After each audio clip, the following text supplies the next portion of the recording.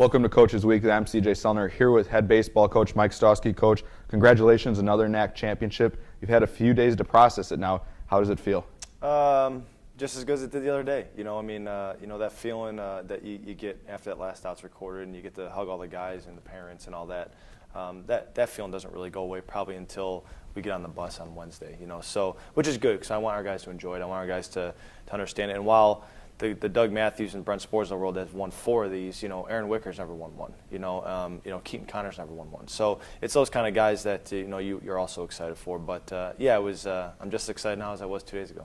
Now you talk about this regional. We talked a little bit post game in the kind of the exuberance of the win, but you guys fought from behind. You talked about it. I saw it on social media. You guys were behind in all 3 of those games, and all 3 of them you guys fought back and won in a lot of exciting fashion. And this team never panicked and just kind of continued to go about their business. Yeah, I think that's going to be important leading into this regional. We, like I said yesterday, we trailed in every game. We were down at some point in every game of the conference tournament. We won every game, and I wouldn't be the man I am if I didn't think that we'll probably be trailing in the regional at some point. I don't think you're going to walk into a regional with that good of a group and just win every single game easily. So the fact that our guys know that we can come from behind and we can do it on a big stage, it's one thing to come from behind in Game 11 in Florida when, not to say it doesn't matter, but it's not a big game. But to do it in a tournament setting like that and know that you can do it down 4-1 twice against really good teams, it's really going to be helpful for us in the tournament. I think a big part of that goes unnoticed. Everybody noticed the runs coming across the plate, but pitching really kept you guys in it. I mean, those are some good hitting teams. I mean, the championship game against Mequon, the wind was blowing straight out. That was not easy to pitch in a lot of those games. Right, and I think that's what has been, the thing that has gone unnoticed for our season on both scenarios. Like I told Cody after I go, your effort against, Mequon will go unnoticed. No one will even talk about it. And unfortunately, that's the case. People forget how good Cody pitched in that first game against Mequon. And then Moose comes out. I mean, Moose just slams the door on a team that was starting to kind of warm up a little bit. But what happens is, I think our hitters know what's going on, and they go, hey, Moose is in, Formella's in, these guys are in the game. They're going to keep us here. Just keep chipping away.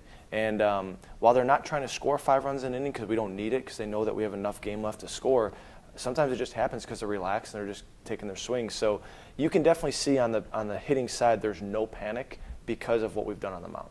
Now you guys head to the regional. It's a good draw for you guys. The 2 seed in the Midwest region kind of just culminates the whole season and how good that strength of schedule was for you guys. Yeah, it was. It's funny. I've said it a million times. I was questioning myself after, we were 8-9, like, man, do we really want to play this type of gauntlet of a schedule early? Because, there was some doubt hanging over the program. And I've said it a couple times now that this one was really special for me.